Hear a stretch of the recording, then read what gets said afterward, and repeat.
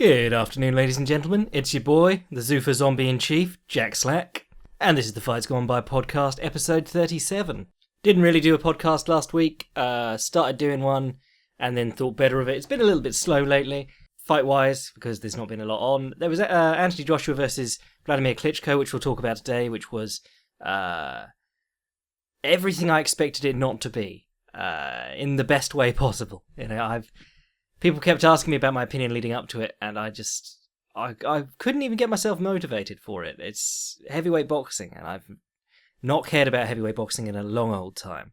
But as we got up to the weigh-ins, they got off the scales, and I tweeted out, "Oh, 2 heavyweights, no bellies. This is a throwback," and I gradually got more excited for it. Watched the fight. It was absolutely cracking. And a good sign of things to come, I suppose. But we'll talk all about that in a little bit. We'll do news first, because there's been tons, and this is the part of the show where I like to get my, subtle jibes at whichever promotion is doing stupid things at that time. Hint, it's normally all of them. All our news announcements are interweaved at the moment because of the money fight era, where everyone's pursuing a fight with someone else, who is always pursuing a fight with someone else, who is always locked into a contract negotiation or something else. Right off the bat, Anderson Silva went on the MMA Hour, said that he had been promised the GSP fight before Bisping GSP was announced. Apparently that's not even official yet, or it's still in limbo, because they're still working out whether they can have it at Madison Square Garden, and it's just all, really frustrating. But Silva said that he wants the interim title fight with Yoel Romero, or he will retire.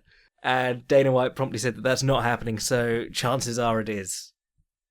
And that's dreadful. I mean, Anderson Silva is still, one of the greats, but he has won one fight in his last 6, is it? And it wasn't even a particularly decisive victory. A lot of people thought that Brunson did enough to win that fight. And if you really want to piss off, Anderson Silva fans, you can say that he's won one fight since USADA testing came in, and tested positive one time since that started. That is easily the most overlooked positive test of all time. People are just like, well, he did break his leg. But anyway, I mean, I will still watch Anderson Silva fight quite comfortably. He's proven that he's competitive. He's not Vitor Belfort or Diego Sanchez or someone like that, where the wheels have fallen off the wagon and they're just getting hurt badly each time. Anderson Silva came in at short notice against Daniel Cormier, didn't do much, locked him down in half guard for most of the fight, landed a really good body kick in the last minute. But he showed that he's still super dangerous and very hard to hit clean. The thing is that if he is on a 1-5 skid or whatever it is, I don't want to see him fighting for the for the interim title in what would actually probably be the real title fight, and then the winner would have to fight the winner of George St. Pierre, not a middleweight, and Michael Bisping, who most people think he fluked his way there. I don't really feel like that. That I've gone on record saying that I really enjoyed the things that Bisping was doing in the second fight. Not, I don't subscribe to the he got lucky theory. I think that's playing down him doing a lot of stuff a lot better. But he has had a good amount of time off from the real division at this point. He took the fight with Dan Henderson, who is not a top middleweight in the world by any metric. The guys in the co-main event between them of that card, Vitor Belfort and Gegard Mousasi, had knocked Dan Henderson out 3 times in under 5 minutes within 2 years of that title shot. So, all a bit of a mess. But anyway, enough ranting about the middleweight division. Michael Bisping said publicly that it's fine for Conor McGregor to hold up 2 divisions while he pursues a boxing match, but it's ridiculous for Bisping to chase the money. I can sympathise there. The Conor McGregor thing is ridiculous, and the UFC seem to at least be pretending to be playing along with it, looking for this Mayweather fight. It's just the whole state of so much of this stuff is really hacking me off at the moment, and it makes me glad that we got things like, a resurgence in boxing in the recent couple of weeks, some really good fights, and kickboxing and BJJ, and it's been hard this month because there hasn't been any sumo on, but it makes me glad that I've got so many other things that I enjoy watching, because I'm really hacked off with the top end of a few of the UFC's divisions now.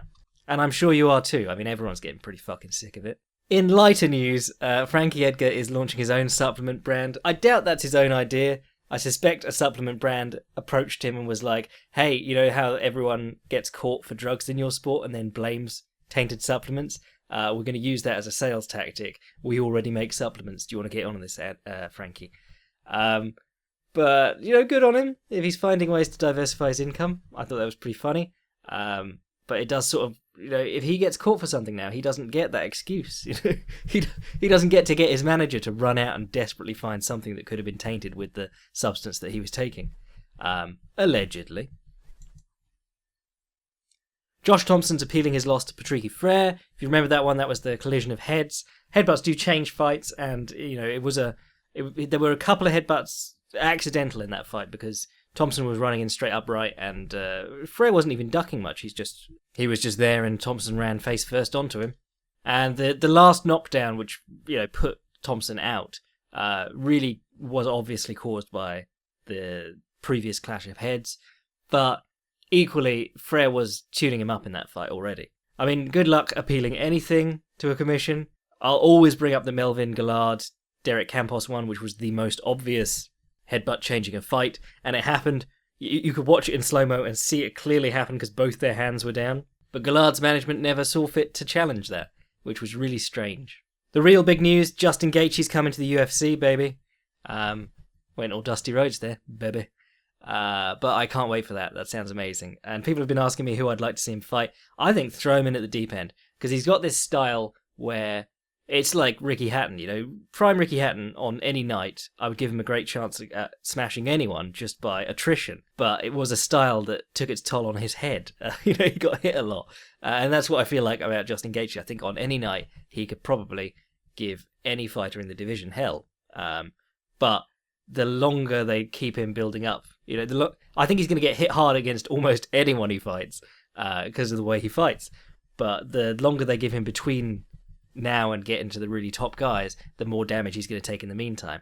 He's very much one of those fighters who his fighting ability is a commodity, and it's going to rapidly drain because he eats so much damage in his fights. But if you've never seen Justin Gaethje fight, I praise him all the time on this podcast and in my articles. The guy is electrifying. The most electrifying man in sports-based entertainment today. He's just incredible to watch. He's reckless, but his timing and his power are just so on point. And he's knocked people out with low kicks, he's knocked people out with uppercuts, and if he gets taken down, he'll just turn his back and arm roll into top position. He's just incredible to watch. Go watch some of his fights. Something that's a little bit more concerning for the future of MMA, in the short term at least, is that ESPN just made a whole ton of layoffs. Dave Meltzer, the big tuna, he was saying that this could jeopardize a future UFC deal. Obviously, ESPN is suffering from the move away from cable, all the cable cutters and things like that. And they do show an awful lot of crap, the ESPN 8, the Ocho, and all that stuff that they mock on Dodgeball. If you're not signed up to the Ocho subreddit, go to that now, because it's just people posting clips of bizarre sports you didn't know existed, and some of them are quite fun. But obviously, losing money is going to affect their ability to bid on the UFC when the Fox deal comes to its end. It was always thought that the UFC would probably want to go to somewhere like ESPN, but there's all sorts of other interesting rumours now. I mean, Netflix took on, what's that awful reality show with Dana White? Just going to look that up. Looking for a Fight. Yeah, Netflix took on Looking for a Fight, and there's not a lot of reason for them to do that unless they were trying to get in good graces with the UFC. If they picked up The Ultimate Fighter, that might be a good idea. Just do that week by week. You'd probably get more eyes on it. But the other interesting rumour that I heard was that Twitter were looking for a sport that they can broadcast live on a stream, and that they apparently were interested in the UFC. Don't know how much truth there is to this. This is just going around the media circles, which I'm not particularly close to. But it does sort of make sense because, when Bellator, if there's a finish or something like that, they'll put that up on Twitter immediately and they get tons of shares. Knockouts and submissions are very much built for the GIF and small clip age. You can spread that around and get people excited for stuff. The fact that people want to see stuff live because they want to see it happen live, That sounded really stupid, but, you know, Bellator announced this week that Channel 5 are going to be showing the Bellator London event, but on an hour tape delay. And that really pissed off everyone, because there is something about watching stuff live. And if you watch, like, a knockout that's just happened on your Twitter feed or something like that, you're going to go, oh, wow, there's fights going on. I'll go and watch and see if something like that happens again. And you, of course, you'll have people tweeting all about it if it's already on Twitter. So I think that'd be a really interesting development for sports, for sports in general going forward, but also for the UFC, that'd be fascinating. I mean, really more of a Bellator thing. Bellator are a lot more comfortable putting their finishes online immediately after they happen, whereas the UFC don't tend to do that so much. But yeah, keep an eye on that whole situation, because it's going to be very interesting when the Fox deal comes to an end. Other news, Brian Stan and Cyborg had internet beef because Brian Stan said that Cyborg had been difficult to work with for the UFC. And I mean, can anyone deny that? But that whole relationship between Cyborg and the UFC is toxic. Cyborg firstly keeps getting into trouble and getting suspended for stuff, but the UFC have been abysmal to her in the past. You know, Dana White got up on camera and was like, she looked like Vanderlei Silva in a dress, blah, blah, blah. Joined in with the whole Ronda Rousey accusing her of being a man thing. Just terrible. And then they realised, oh shit, she doesn't sell pay-per-views, but she gets people watching fights, and we are running out of stars. So they built this UFC featherweight division, women's featherweight division rather, and then Cyborg got suspended again and couldn't come to fight. And now there's talk of her going back to Invicta, and we're stuck with Jermaine de Wladimir as women's featherweight champion with no other featherweights on the roster. And then de Wladimir's manager this week said that she might retire or abandon the belt. And I just felt like, she's already cleared out the division. She'll already be remembered as one of the greats. Certainly the greatest in the history of the women's featherweight division. In the UFC, at least. That whole... it's just a shitstorm. But anyway, Cyborg got on Facebook and immediately had a rant about Brian Stan. If you've ever heard Brian Stan... When have you ever heard Brian Stan badmouth anyone, for a start? But it just read like a usual Cyborg Facebook Twitter rant. I don't even know if she runs her own Twitter, but, she follows me. That's how you know you've made it. That and Sabrina the Teenage Witch, who follows just to unfollow. Anyway, that's enough news for this week. I've ranted about that for a while. Let's do a quick recap of Klitschko versus Joshua. Not really fresh in my mind anymore because it's been a week, but this fight was brilliant. People kept asking me what I thought about it in advance of it, and I said, Klitschko's 41. I'd seen him against Fury, wasn't looking very good. And it seemed like they just wanted Klitschko to fall over in front of Joshua, who's 20-something, and, the new hotness. But for most of the fight, I thought Klitschko looked outstanding, especially for a 41-year-old. But as, for that most of that fight, he was the best heavyweight in the world, it looked like. It was really Klitschko's science and experience versus Anthony Joshua's youth and talent. And Joshua ended up gassing himself out early in the... was it the fifth he hurt Klitschko? And then really punched himself out. And then you saw Klitschko start taking him to school again. Over the next few rounds, and then Anthony Joshua got his second wind, where Klitschko seemed to just sort of be nearing the end of the fight and slowing down, which you would expect from the young super athlete versus the old guy. You would expect the young guy to punch himself out and then get his second wind, whereas you would expect the old guy to know not to punch himself out, but maybe not have as much in the tank in the long run. But I thought it was brilliant. I appreciated. Well, for a start, Klitschko kept him at an extremely low rate with his jab. I think he threw... I can't remember how many hundred he threw, but he kept Joshua down to under 20% connection rate on his jab, whereas Vladdy was working at like 33, so like a third of his jabs landed. One thing that was really interesting, you watch fights all the time, and then suddenly you'll see something and go, oh, that's interesting, and then you'll start seeing other fighters doing it, and it might not even be connected at all, but you'll just start noticing that thing. But Bernard Hopkins, who we call Bernard Hopkins over here, a while ago he started using this. It was interesting. He puts his lead hand across himself so that his forearm is basically obstructing the opponent's jabbing hand. Kind of looks like if he were holding a shield. And he was also doing a lot of stuff where he was parrying the jab on the inside and using his shoulder roll to get away from right hands. It's interesting stuff. Like, there's the inside hand trap and the cross hand traps generally. Where your lead hand takes the opponent's lead hand out of the way. Very powerful because they set up they open the path for your rear hand. But obviously it's a very dangerous game because you're occupying your lead hand, possibly exposing yourself to the opponent's rear hand. But throughout this fight, Vladdy was putting up his left across Joshua's lead hand, forearm to forearm basically, and sometimes even like backhanding Joshua's lead hand and knocking it off course. He was making it very hard for Joshua to hit him, and then if Joshua's hand got out of position or started dangling a little bit far from his body, Vladdy would move his feet and bring his lead hand inside of Joshua's lead hand, pull it down and throw the right hand through.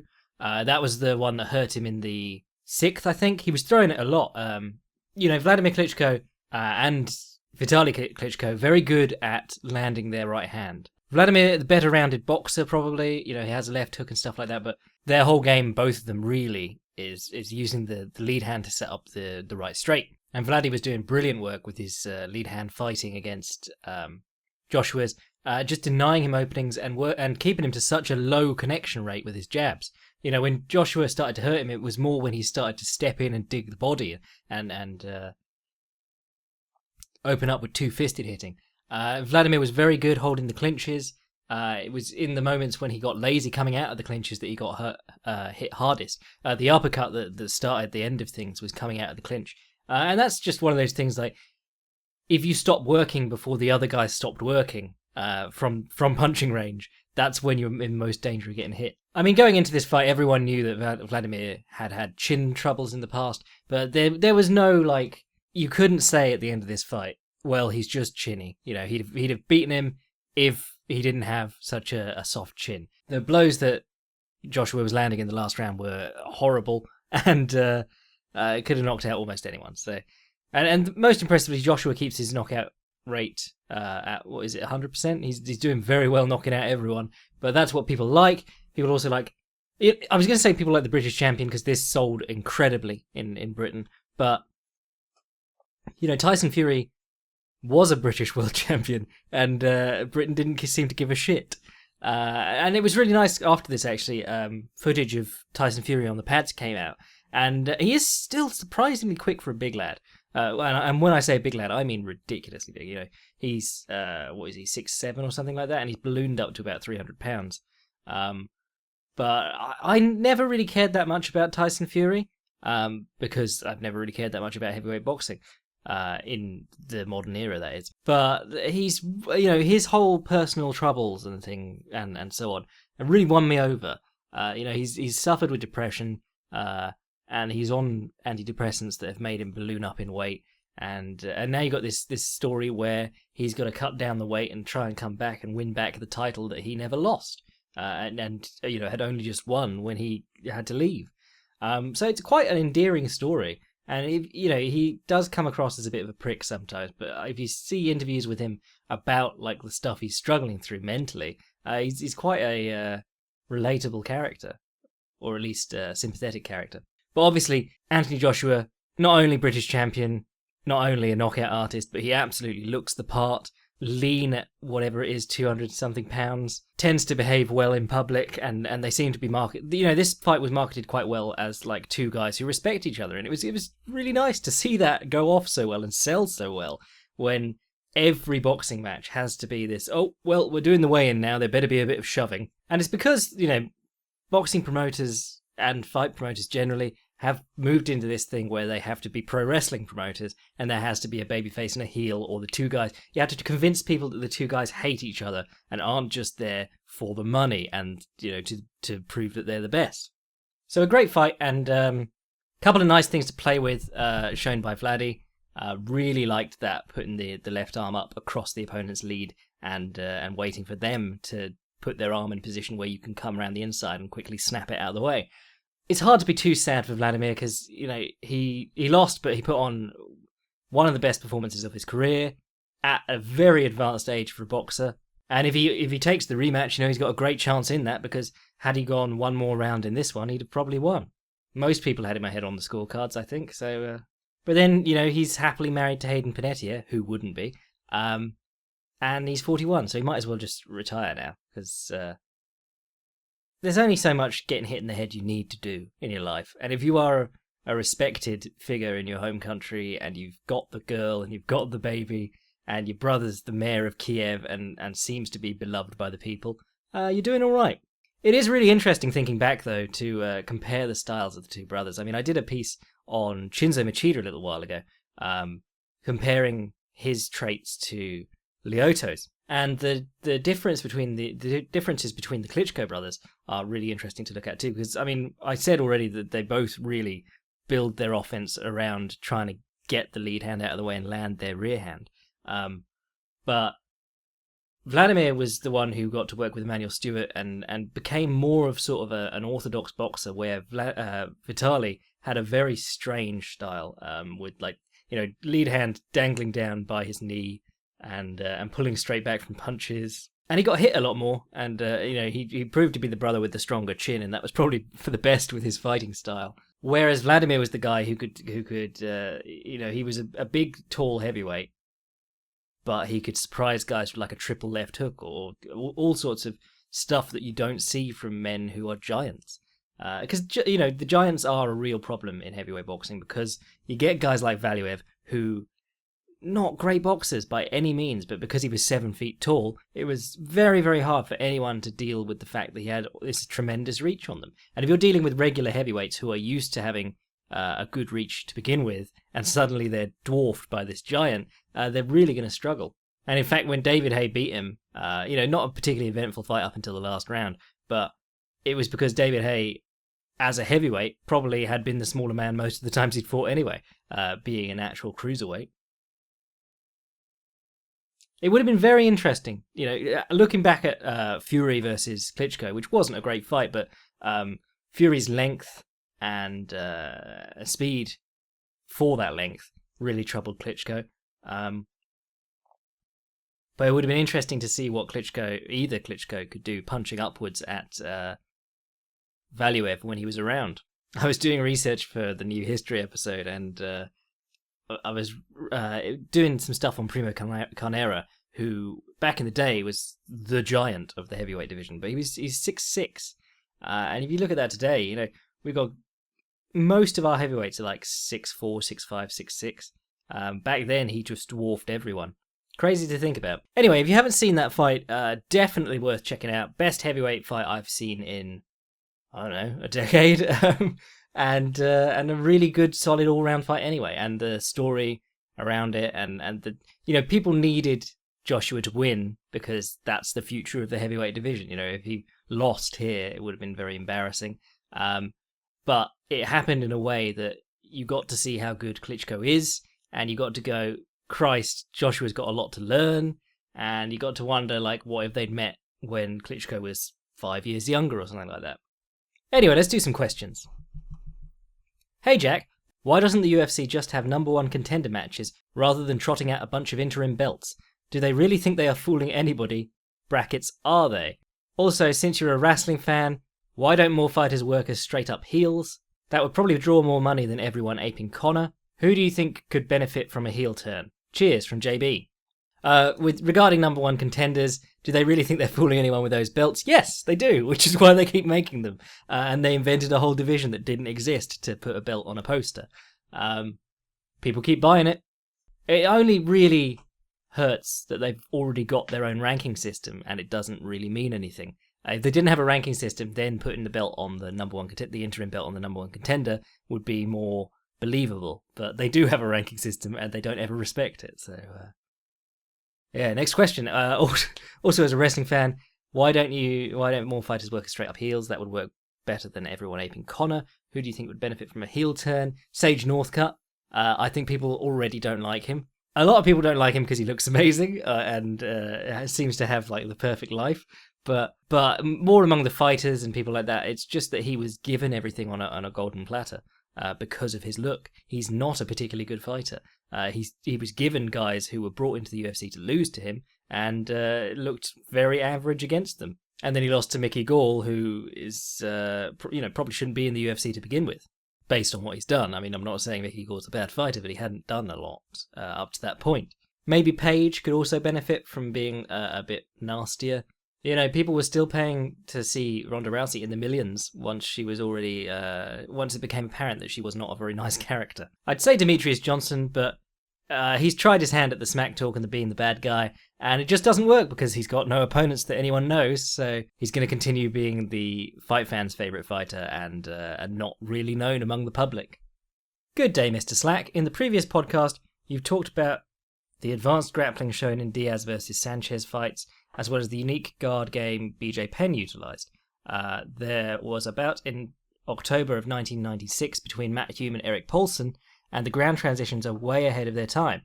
The technical wizardry displayed in this bout, and others with Volk Han, are some of my favourite bouts to watch. Do you believe there are lost or underutilised grappling techniques such as catch wrestling that could be useful in MMA?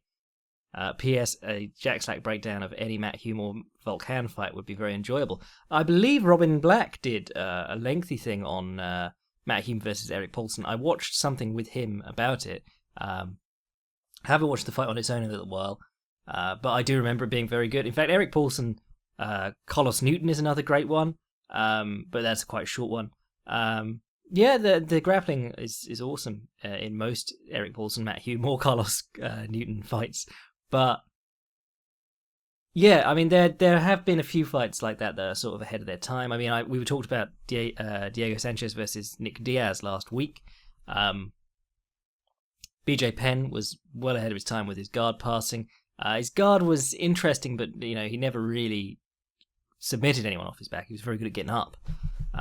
He lost around you. Actually, props for bringing up Volk Han. I am fascinated by Volk Han. If you don't know who Volk Han was, he was one of the sambo pioneers, I suppose, in MMA. He was a pro wrestler mainly, but he was responsible in part for coaching a lot of the young sambo standouts like Sergei Haritonov and Emelianenko. There used to be a seminar on like Daily Motion or something like that with him teaching a group of guys, and one of them was Sergei and one of them was Fedor. Alex might have been there as well, but I think Alex was more into boxing through most of his life, and then into kidnapping women in the latter half of it.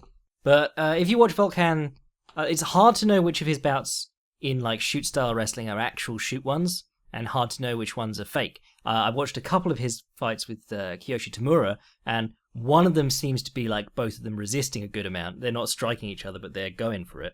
And some of them seem very obviously works. But he had an okay MMA career also. He did some stuff in rings. I think Big Nog submitted him at one point. He was a bit undersized as a heavyweight. But some of his entrances onto the leg from standing, you see coming out a lot now. Like he'd dive on knee bars, or he'd roll for the knee bar with the arm over the back, or he'd go for a leg scissor takedown or a leg scissor on one leg. You know, get into that what's it called, Sankaku, I think they call it in the Danaher system. But you see a ton of that coming out of Gary Tonnen right now. I always talk about Gary Tonnen, but he is just he's one of those guys that I really love studying and playing with the stuff he does. But Gary Tonnen uses like that overhook from guard, or reaches over the back from guard, as he was doing against Palhares and against Gilbert Burns. Is it Gilbert Burns, Dorino? Yeah. But he'll reach over the back, and then if he'll stand up and they'll go for the leg or go to take his back, and he'll put the whizzer in, and then he'll dive after their legs. And that was stuff that Volk Han was doing from standing back in rings, and now you can see Tonnen doing it, setting it up from his guard, which is really interesting to see. And he also does it from standing, like if they get into a clinch. Volk Han, I also saw him Kote Gayashi Kiyoshi Tamura in the real-looking match between the two of them, and that's the one of the very few examples of an effective Kote Gayashi I've ever seen. Kote Gayashi, if you don't know, is the Aikido wrist throw. You know, the you take a hold of the opponent's wrist, or rather the back of their hand, and you turn it up towards them, and then you basically externally rotate the wrist and the shoulder. Terrible description. You can look it up on YouTube or whatever. But it's like one of those classic throws you see all the time in self-defense demonstrations, and then it never works. And then you'll roll with someone who's done a bit of like Japanese jiu-jitsu or Aikido or something like that, and they're new to BJJ or whatever grappling you're doing, and you'll get a mount on them and they'll start trying to throw you off with wrist lock throws, and you're just like, don't do that. The other annoying one is guys trying to pressure point you in the neck, just spazzing out, and you're like, don't do that. Anyway, off topic there. Volk Han is fascinating. If anyone finds any extra clips of Volk Han, firstly, tweet me, because I want to see him, and secondly, watch them, because he's really interesting. The thing about Volk Han is that he's using this unique style of, this unique sambo style, in Japanese pro wrestling and Japanese MMA. So what you're seeing from him is, maybe he's not the better fighter in the engagement. Like against Big Nog, he definitely wasn't the better fighter, but he'll show you something interesting. And when he's pro wrestling, he'll be doing these entrances on the leg and stuff, because they're doing like a shoot style of pro wrestling where it's supposed to look real, or it's supposed to look like it's grappling as opposed to big body slams and shit. Regarding lost or underutilized grappling techniques, the theme that is constant in top level grappling is that everything that was old becomes new again. Andre Galvao went out at the Euros last year, or maybe the year before, double underpassed everyone. It was incredible, because the double underpass, everyone was like, can't really do that. You get put in spider guard or whatever. It went out of vogue for a very long time, and then he just starts double underpassing people from the knees over and over again. He does a really interesting setup from half guard, actually, where he underhooks the top leg and knee slides through over the opponent's bottom leg so that he's back in their full guard, but he's got the underhooks. Really interesting setup. I think I saw him do it in a roll with Keenan. And for a while it was that everyone passed on the feet, and now kneeling passes or low passes are coming back into vogue. And the wonderful thing that I love about BJJ Scout, who we're going to talk about later for his most recent work, but what I really love about BJJ Scout is that he introduces me to people who in the high level grappling world, but haven't made the worlds or anything like that, or they haven't won any titles that have made everyone go, oh, that's the new thing. But he'll find guys with weird styles, and he'll show you the weird things they do and why they're unique. And that, to me, is what makes fighting generally really interesting. I've been researching this new stuff this week for the history podcast, and I've found these names that I am familiar with, and I've seen the one or two important fights that they lose to the person that I was studying before. Guys like Jack Sharkey, Young Striebling, and then you start watching them and you're like, Jesus, this guy has a really unique style. He was let down by this or that, but had someone else adopted what he was doing there, they'd have had great success with it. So always look for the freaks and the oddities. That's the best piece of advice I can give you on studying martial arts generally. I mean, the Danaher guys, when they came up with their leg locking stuff, they studied about, I can't remember who the four people they studied were, but one of them was Masakatsu Imanari. If you go on Masakatsu Imanari as a pure grappler, he's won very little. If you go on Masakatsu Imanari as an MMA fighter, he always hit a ceiling because all he did was do the upside down shot and look for the leg locks.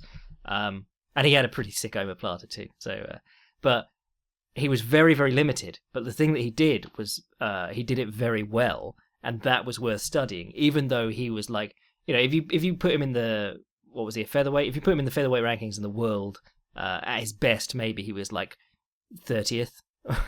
He wasn't a really top guy. People are going to get offended now and say, Jack, at one point he was ranked 12th or something like that. But he was always a one-dimensional freak, and other guys have now used what he was doing and built on it into a more complete game.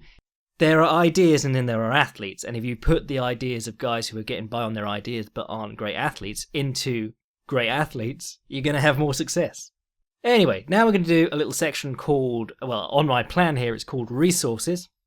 But I want to talk about 3 things that I watched this week that I really enjoyed and recommend them to you. The first is BJJ Scout's study of Adam Wardzinski, who I was not familiar with, as I was making clear earlier, and his butterfly guard. He's got some really interesting tweaks to the butterfly guard that are bringing it back at a high level in the gi. As a huge Marcelo Garcia fan and someone who likes playing the butterfly guard a lot, or inside hooks guard, or whatever you want to call it, this was really interesting to me. And if you grapple at all, this will be really interesting to you, because it's mostly shown in a gi context, but a lot of the stuff, particularly the grapevine, could be applicable no gi. And Scout talks about how this guy Adam Wardzinski, I'm just going to call him Adam, but Adam, when he uses his butterfly guard, he puts in the grapevine, which is basically being in a long half guard. So your bottom foot hooks over the back of the calf to give you some control and to try and prevent them from standing up. And this plays in interestingly with what you see from Gordon Ryan playing a sort of half butterfly guard like this and using it to push the opponent away and hit arm drags.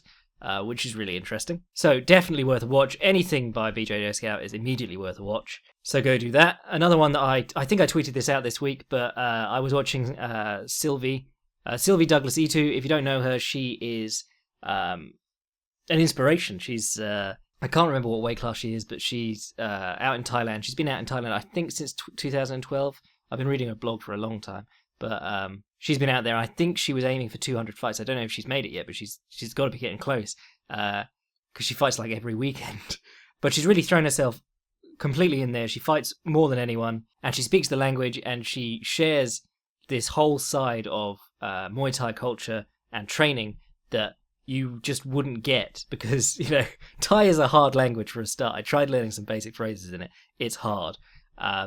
And there's too many P's in everyone's name.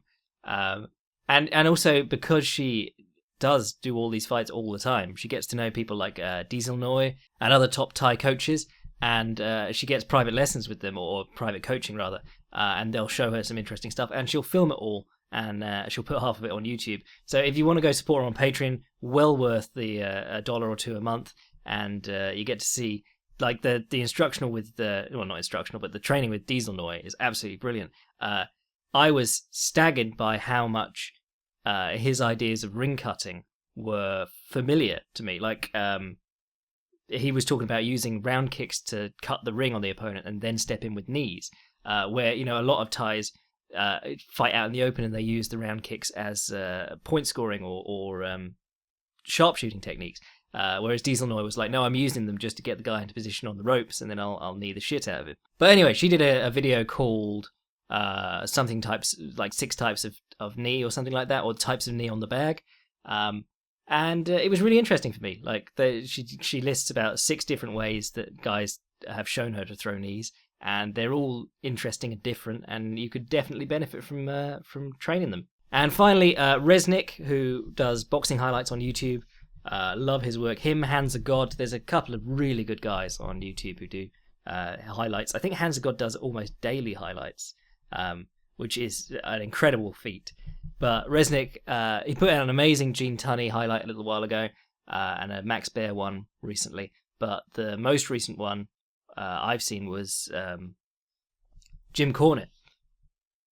Jim Cornette? No, he's the fucking pro wrestling manager. Jim Corbett. And I did some work on Jim Cornette. Fucking hell, Jim Corbett a little while ago, and did some technical study of his work, which you can watch here on this channel. But Resnick has taken the footage that was it was the highest definition stuff he could find, and he's cleaned it up more. And I was watching it, and it's clear as day. It's brilliant, and well worth watching. And it's overlaid with clips of Corbett talking about his style and stuff. It's really good. Go watch it.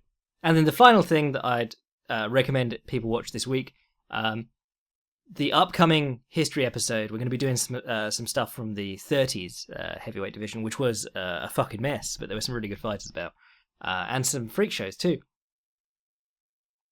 But if you can watch anything by containing Jack Sharkey, I am falling in love with Jack Sharkey's style. He's incredible. I was watching him jack back Jack Dempsey's head with lead uppercut when Dempsey stepped in, and using all sorts of hand traps and weird shit. Someone was saying that he was the best. I think it was William Muldoon called him the best fighter in the world from the neck down, because he had all these mental demons and weird decisions that he made, but he was so talented. Anything but containing Max Schmeling, anything containing Primo Carnera, anything containing Max Baer, and James J. Jeffries. Oh, and the other one that I was talking about earlier today was young Striebling, who is going to come up a little bit, and he was fascinating. Died at age 28 and had more fights than anyone ever to that point. Anyway, we're running way over time now, and I haven't even started previewing the fucking fights for UFC 211. I'll try and break those down in a midweek podcast, and it'll probably only be like 20 minutes, half an hour, but I'll get it up anyway. If you want to send your emails to the podcast, fightsgonebypodcast@gmail.com. If you want to support the podcast and get in on the history lectures, sign up for the Patreon. And that Patreon helps me make these each week, and it's also going to help me do the commentaries. I'm going to try and commentate for UFC 211 this weekend. Probably the main card. Might try and do the prelims as well, but I don't want to bite off more than I can chew. But those alternative commentaries will be going up on the YouTube. Onto YouTube. Sound like an old man, sorry. They'll be going up on the YouTube channel. And then if you haven't bought Notorious, consider it. It's a good book. I'm your boy, Jack Slack. This has been the Fights Gone By podcast. It's been great catching up with you, and I'll see you again later in the week. Keep it flowing.